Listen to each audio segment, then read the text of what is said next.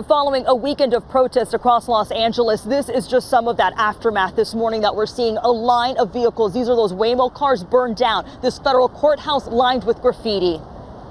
The anti-ICE protest in Los Angeles heating up after President Trump deployed National Guard troops, bypassing California Governor Gavin Newsom. The demonstrations first starting after immigration authorities conducted a series of sweeps, arresting more than 100 people on Friday.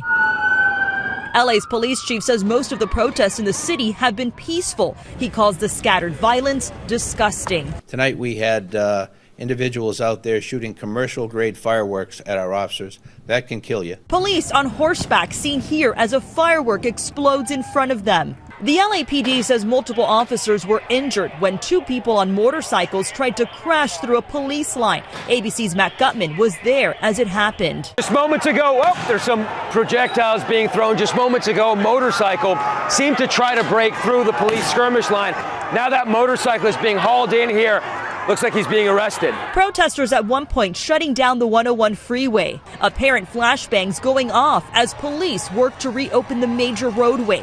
The mayor pleading for calm. What we're seeing in Los Angeles is chaos that is provoked by the administration. I call on all Angelenos to continue expressing your right, your anger, your outrage, but to do it peacefully. Hundreds of National Guard troops were deployed to Los Angeles on Sunday, and Governor Gavin Newsom is calling for President Trump to revoke that order. But now President Trump is saying that 500 active duty Marines are on standby and could be sent in. Melissa Adon, ABC News, Los Angeles. Well, now to the swift political reaction to President Trump federalizing California's National Guard without state approval. It's the first time a president's done this in 60 years. Democratic governors from 22 states have signed a letter condemning the move, calling it an alarming abuse of power. Republicans defending the decision, saying it was necessary to maintain law and order. California Governor Gavin Newsom saying he did not need help. Local law enforcement had no needs. They were not requesting any additional resources, but they didn't need that support. He made this up. This is a manufactured crisis. In case you're curious, the last time a president sent Guard troops in to deal with civil unrest without a governor's cooperation, 1965.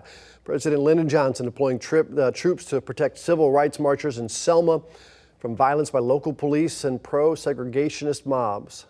Legal experts say this standoff now could lead to a landmark test of presidential power and states' rights.